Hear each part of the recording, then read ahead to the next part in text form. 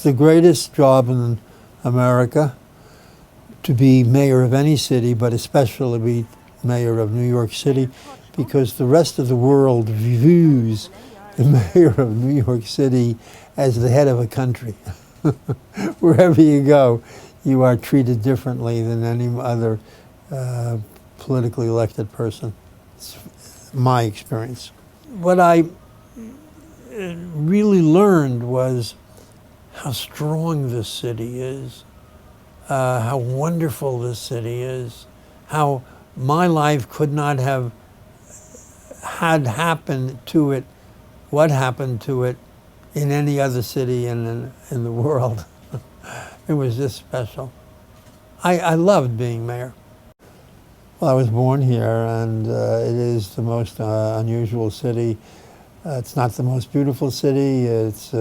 That would be Paris. It's not the most interesting city. That would be London. But it is the most electric city, a city that every day changes. And it's because of our population. It's so diverse. It comes from every state in the Union, every country in the world. Everybody wants to come to New York or the United States, and their place in the United States, they want to come to New York. And so I would stand at the subway and I would say, I'm Ed Koch, I'm your congressman, and people would just rush by. I mean, thinking of me more as an impediment to their getting up to their office at that moment in time. And how am I doing? Thank you. And then serendipitously one day I said, I'm Ed Koch, I'm your congressman, how am I doing? And people stopped to tell me. Most of them good, some bad, in terms of what they thought. And I knew I had made the connection. And so I put that on my literature from that moment on. It was on the envelopes of my congressional mail. It was a question that I constantly asked, how am I doing? And it became associated with me. Corporations spend millions of dollars finding a slogan that fits them. Mine didn't cost a nickel.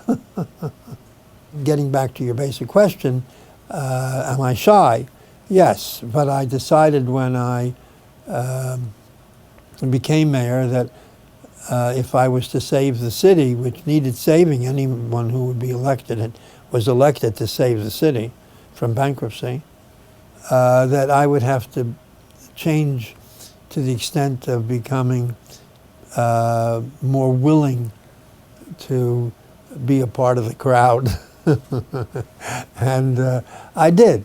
And I became, again, my signature picture, as you can see, that's how people thought then of me, or think now of me, all embracing.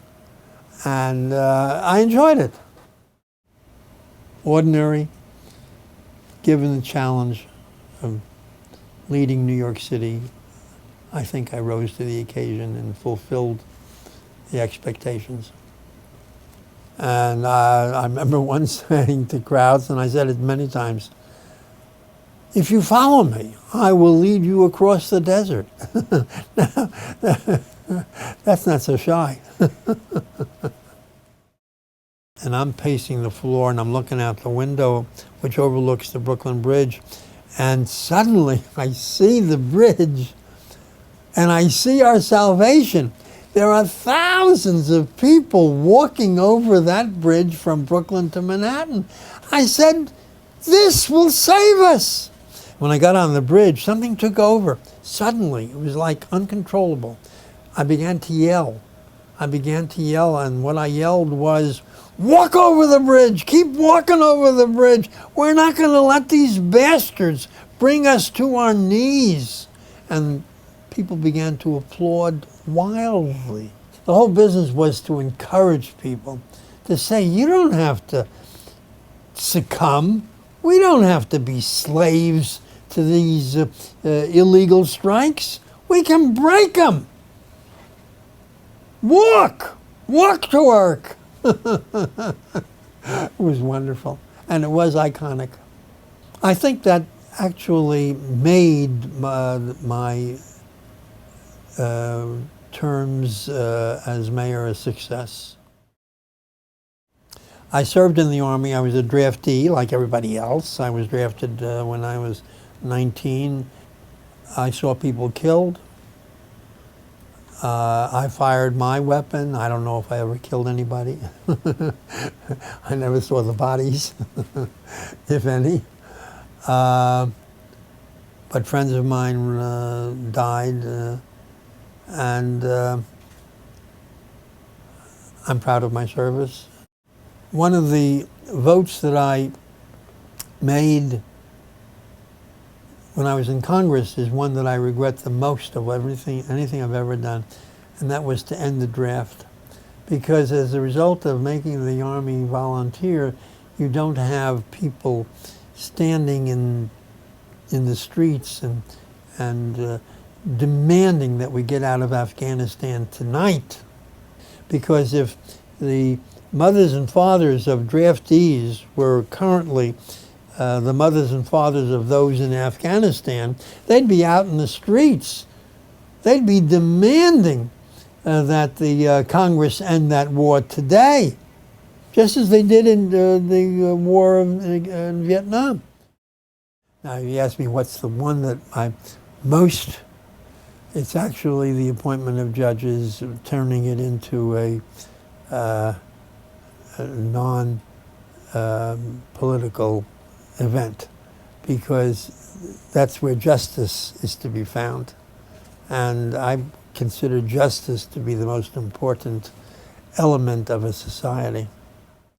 The hardest thing was to comfort the widow of a cop who had been killed in line of duty. It was overwhelming.